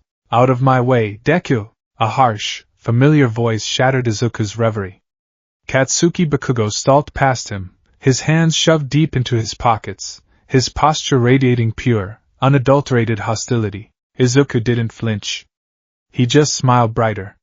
The red UI box above Bakugo's head updated in real time. Katsuki Bakugo, Level 18 Berserker, Status, Highly Competitive/Annoyed. Morning, Kaken! Izuku chirped loudly, waving his free hand. Looks like we made it to the lobby. You ready to grind some high-tier mobs today? Bakugo stopped, turning his head just enough to glare at Izuku out of the corner of his eye. He looked at Izuku's broad shoulders, the confident stance, and the mysterious, heavy object wrapped in cloth resting on his shoulder. 10 months ago, a glare from Bakugo would have sent Deku spiraling into a stuttering mess. Now, Deku was looking back at him like they were old war buddies about to hit a karaoke bar. It made Bakugo's blood boil. I don't know what kind of garbage you've been doing for the past 10 months, you quirkless freak, Bakugo sneered, small explosions popping softly in his palms. But don't think you can stand on the same stage as me. I'm going to crush this exam, and you're going to die trying. We'll see who gets the highest DPS score, Kaken. Izuku replied cheerfully, completely immune to the venom. Good luck out there, Bakugo grunted, clicking his tongue in disgust before marching up the steps, eager to get away from the walking anomaly that was Izuku Midoriya. Izuku chuckled, shifting the bat on his shoulder. Man, his aggro is always set to maximum. He's gonna be a great vanguard one day. Izuku took his first step toward the stairs. However, in his excitement, he was too busy reading the stat box of a passing student whose head was shaped like a camera, and he completely missed the uneven lip of the concrete step.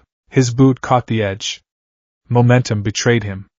Izuku pitched forward, his arms windmilling as the stone stairs rushed up to meet his face. Whoops, Izuku thought. Taking fall damage in the hub world. Embarrassing. But the impact never came. Instead, Izuku stopped entirely, suspended midair about 3 inches from the ground. He blinked, looking down at the concrete. He was floating. Are you okay? A bright, cheerful voice asked. Izuku rotated in the air, his boots touching down gently on the ground as the zero-gravity effect released. He stood up and turned around. Standing behind him was a girl with a round face, rosy cheeks, and short auburn hair. She was holding one hand up, her fingertips pressed together, a friendly, relieved smile on her face. Instantly, the UI flared. Achiko Uraraka, Level 12 Gravity Mage, HP, 120/120. MP, 200/200. Alignment, Lawful Good. It's my quirk, the girl explained, rubbing the back of her neck sheepishly. Sorry I used it without asking. But it would be bad luck if you fell right before the exam, right? Izuku stared at her for a second. Then, his eyes widened into twin sparkling stars. He grabbed her hand and shook it vigorously, nearly lifting her off the ground with his newfound strength. Holy crap! A gravity mage! Izuku shouted, his voice booming over the chatter of the crowd. That's an incredible support class. You totally negated my fall damage. I'm Izuku Midoriya. The hero class. Thanks for the save, party member. Achiko's face turned bright red, her eyes swirling with pure confusion. She frantically tried to process the barrage of gaming terminology and the sheer, overwhelming volume of the boy in front of her. H-Hero class? Party member? I'm Achiko Uraraka. She stammered, pulling her hand back but smiling nervously at his infectious energy. You have a lot of energy, Midoriya-kun. Are you not nervous at all? Nervous? Are you kidding?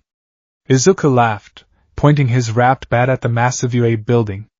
This is the entrance to the first major dungeon. I've been grinding fetching quests at the beach for 10 months for this. My HP is maxed, my vigor is topped off, and I am ready to wreck some robots. Achiko blinked. Fetching quests? At the beach? Yep. Anyway, I gotta go find my seat in the briefing room, Izuku said, flashing her a blinding, million-watt smile and a massive thumbs up. Good luck, Uraraka. Let's both clear this raid and form a party for the main campaign. Without waiting for a response, Izuku turned and jogged up the stairs, whistling an old 8-bit battle theme. Achiko stood frozen at the bottom of the steps, her hands still raised slightly. What an incredibly intense person. The orientation auditorium was massive, resembling a high-tech movie theater. Izuku found his assigned seat, right next to Bakugo, much to the explosive blonde's vocal dismay, and eagerly awaited the briefing. The lights dimmed. A spotlight snapped onto the stage, revealing a tall, lanky man with gravity-defying blonde hair, leather pants, and a massive directional speaker around his neck. Present mic, level 45 bard/sound mage. Title, The Voice Hero. Welcome to today's live performance. Present mic roared, throwing his hands in the air. Everybody say hey. Silence echoed through the auditorium. The examinees were too tense to respond, except for one. Hey! Izuku bellowed at the top of his lungs, leaping halfway out of his seat and pumping his fist in the air. Present mic pointed finger guns directly at Izuku. I like your energy, examinee number 7111. Keep that hype gong ringing. Bakugo slumped in his chair, putting a hand over his face. I'm going to kill you before the exam even starts, he hissed. He's the tutorial NPC, Kaken. You have to engage with the dialogue prompts to get the full lore. Izuku whispered back fiercely, sitting down. Present mic clicked a remote, and a massive screen behind him lit up, displaying a map of a mock city. Alright, listen up, listeners. Here's the rundown on the practical exam. You'll be experiencing a 10-minute mock cityscape run. After this presentation, you'll gear up and head to your specified battle centers. The screen changed to show 3 different silhouettes of massive robots. 3 different types of foe villains are stationed in each battle center. Mike continued. They are worth 1 point, 2 points, and 3 points depending on their difficulty. Your goal is to use your quirks to earn points by immobilizing them. Heroic actions only. Attacking other examinees is an instant game over. No PvP in the PvE zone, you dig? Izuku nodded fervently, rapidly scribbling notes into a battered notebook. Standard point accumulation raid. 3 enemy types. Mobs will likely swarm to test crowd control abilities. Physical damage versus energy damage? Depends on the armor plating. Excuse me. May I ask a question? A tall, broad-shouldered student with neat blue hair and glasses stood up abruptly, raising his hand perfectly straight. The spotlight shifted to him. Izuku's gamer vision locked on. Tenya Ida, level 15 knight/speed type. Status, extremely rigid. On the printout, there are 4 types of villains. Ida announced, his voice projecting across the silent room. If this is a misprint, then UA, the most prominent school in Japan, should be ashamed of that foolish mistake. We examinees are here in this place because we wish to be molded into exemplary heroes. Ida then turned around, his arms snapping to point directly at Izuku. In addition, you over there with the curly hair. Ida barked. Izuku blinked, pointing to himself. Me? Yes, you. You've been muttering to yourself and shouting disruptions this entire time. It's distracting. Furthermore, what is that object you brought with you? Ida pointed accusingly at the cloth-wrapped iron bat leaning against Izuku's leg. We were told we could bring support items if they were registered, but that looks like a blunt instrument of violence. Are you treating this sacred exam like a street fight? The auditorium went dead silent. Hundreds of eyes turned to Izuku. Bakugo shifted slightly away, pretending he didn't know the idiot. A normal kid would have withered under the scrutiny. They would have stammered an apology, and hidden the bat. Izuku Midoriya stood up. He grabbed his wrapped bat, resting it confidently on his shoulder, and locked eyes with the rigid, blue-haired knight. He didn't look embarrassed. He looked totally in his element. First off, sorry for the noise.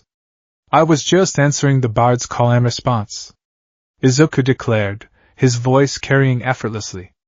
Second, this isn't a street fight, it's a dungeon raid, and this, he patted the heavy iron bat, is my starting weapon. The rules said we could bring gear that complements our playstyle. I'm a brawler class. Are you expecting me to fight robots with my bare hands? Because my unarmed damage stats haven't been calibrated yet. Ida stared at him, his jaw slightly slack. Be bard? Brawler class? What on earth are you talking about? It means I'm gonna smash him. Izuku grinned, flashing a thumbs up. Don't worry about me, night guy. Worry about your own aggro pull. Present Mike burst into laughter from the stage. Alright. Examinee 7111 brings a fair point. Gear that fits your quirk is totally allowed. But let's answer Examinee 7112's question. The fourth villain is a zero-pointer. It's an obstacle. A massive gimmick that rampages in close quarters. There's no merit in fighting it, so I recommend you listeners run away from it. Izuku's eyes widened. A zero-pointer.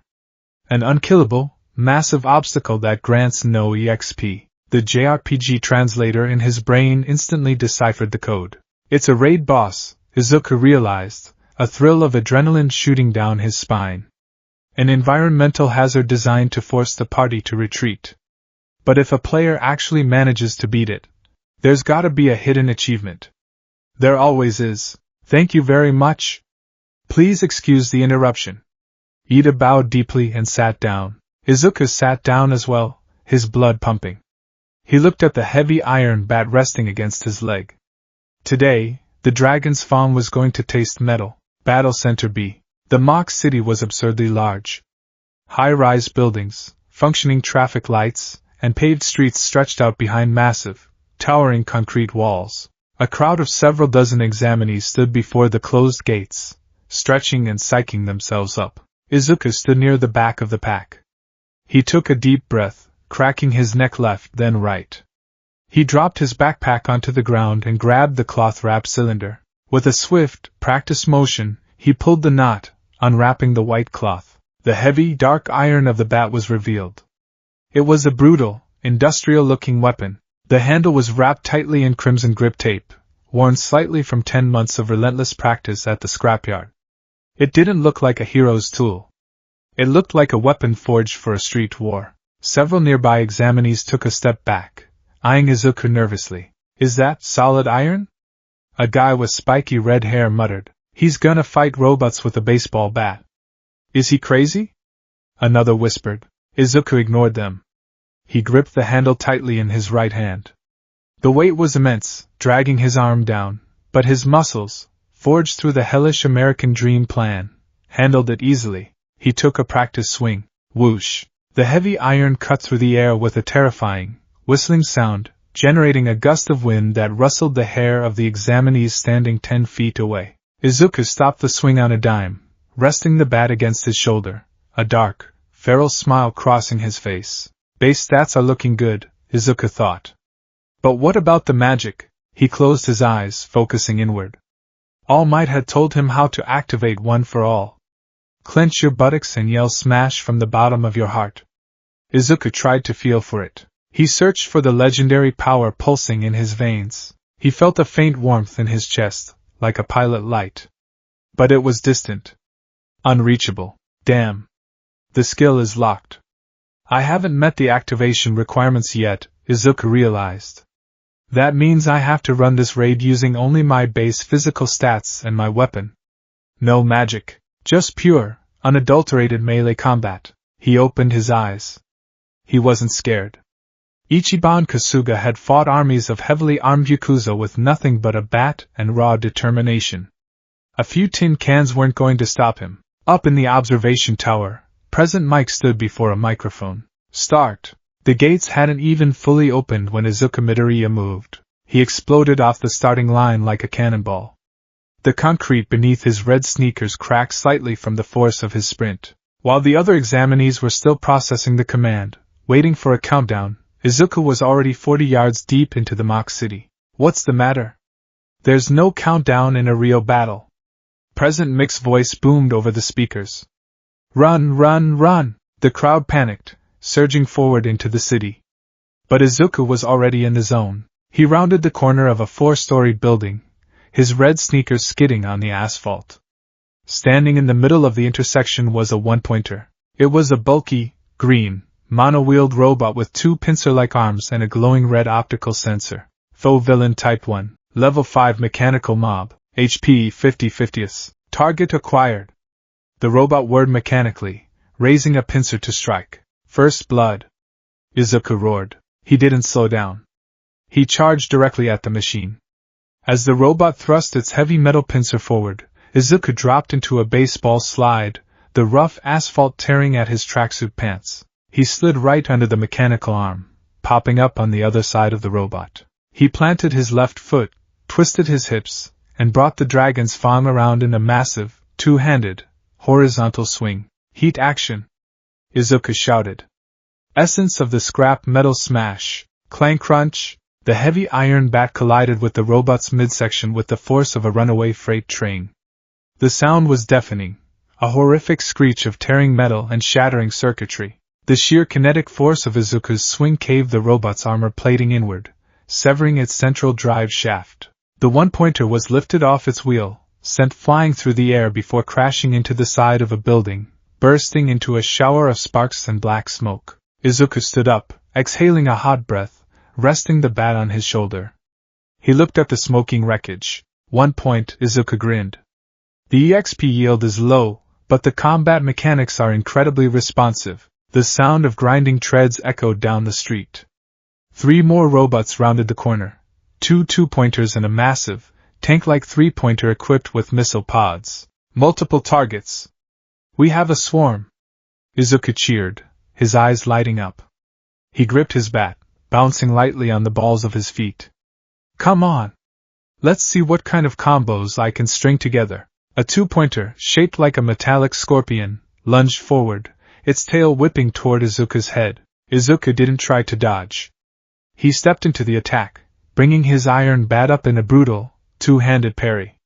The metal tail clashed against the iron bat, sending a shockwave down Izuku's arms. The kinetic force would have shattered a normal teenager's wrists, but Izuku's muscles, forged by 10 months of hauling safes and refrigerators, held firm. He deflected the tail, creating an opening.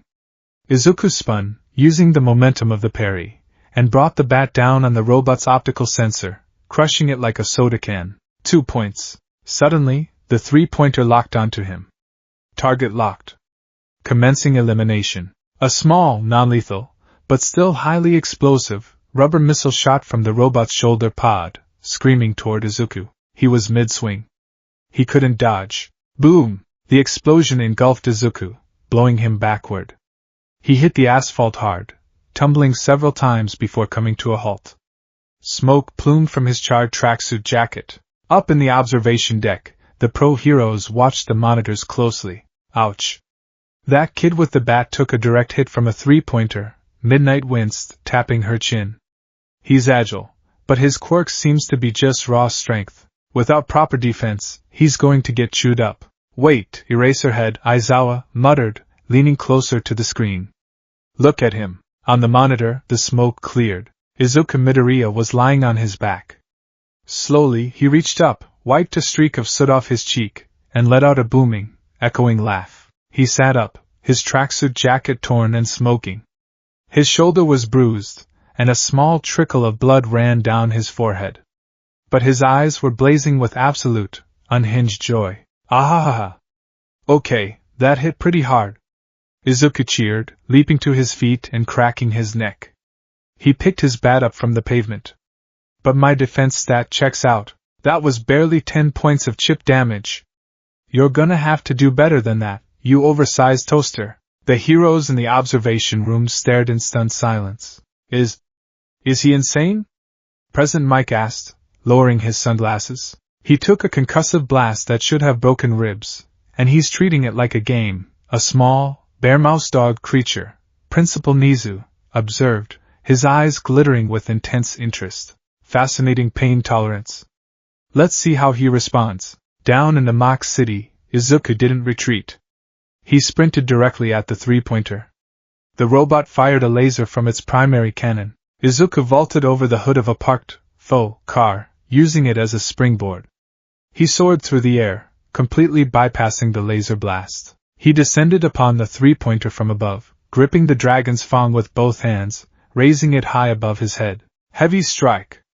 Izuku roared. He brought the heavy iron down squarely on the center of the robot's chassis. The sheer weight of the bat, combined with the momentum of his fall and his inhumanly dense muscles, caused the armor to buckle instantly. The chassis collapsed inward, snapping the robot's internal frame in half. Izuku landed gracefully on the asphalt as the three-pointer sparked and died behind him. 5 points. For the next 7 minutes, Izuku was a hurricane of dark iron and green lightning. He didn't have explosive magic like Bakugo, or speed like Ida, or the elegant elemental control of Todoroki. He fought like a street thug who had somehow gained the stats of a superhero. He used the environment to his advantage. He vaulted off walls to gain momentum for his swings. When a group of one-pointers surrounded him, he didn't panic. He swept their wheels out from under them with low, sweeping strikes of his bat. He took hits, glancing blows from metal fists, near misses from rubber missiles. But his pain tolerance was utterly inhuman. He shrugged off impacts that would have sent other students crying to Recovery Girl, laughing and taunting the robots to draw their aggro. Hey! Come get some! Izuku yelled, banging his bat against the street lamp to create a deafening noise. He noticed a kid with purple hair struggling against a two-pointer, clearly out of stamina. Party member in distress. Izuku yelled. He sprinted over, treating the situation like a co-op assist event. He didn't attack the robot directly.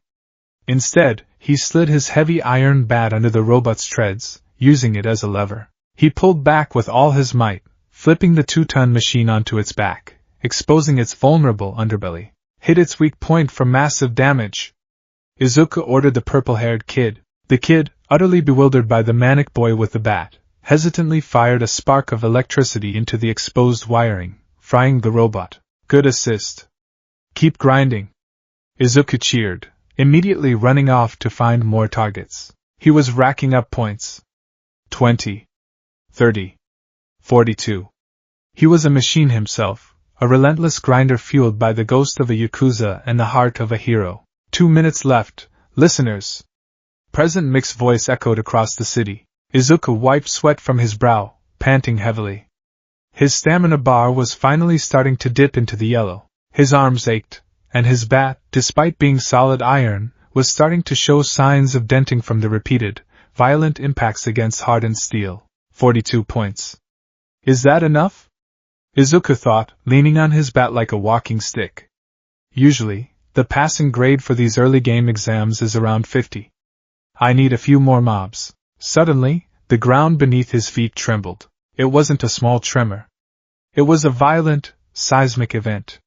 The buildings around him shook, glass shattering from the faux windows and raining down onto the streets. A shadow fell over the intersection, blotting out the artificial sunlight.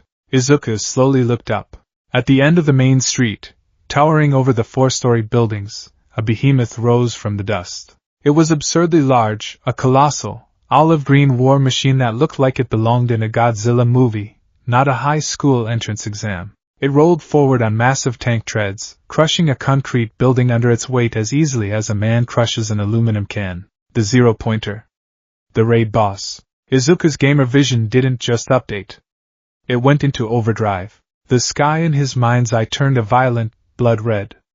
A massive, ornate health bar materialized at the top of his vision, reading, / The upbeat, fast-paced battle music he had been humming in his head was abruptly silenced, replaced by a slow, terrifying, operatic choir chanting in Latin. Warning, raid boss detected. Objective, survive and escape. Panic erupted in the streets. The examinees, who had been confidently fighting the smaller robots moments ago, screamed in terror and turned tail, sprinting in the opposite direction. Run! It's the zero-pointer. That thing is way too big. We're gonna die. Retreat. Izuku stood frozen in the middle of the street, watching the massive machines slowly advance. A logical player would run. A logical player would recognize that engaging a boss with an unknown health pool and zero EXP yield was a waste of resources. Izuku took a step backward, preparing to join the retreat. I'll help. The sound was faint, barely audible over the grinding treads of the Colossus. But Izuku heard it. He turned his head. About 50 yards away, directly in the path of the advancing zero-pointer, was the gravity mage. Achiko Uraraka. She was pinned to the asphalt, a massive chunk of concrete rubble from a shattered building trapping her right leg.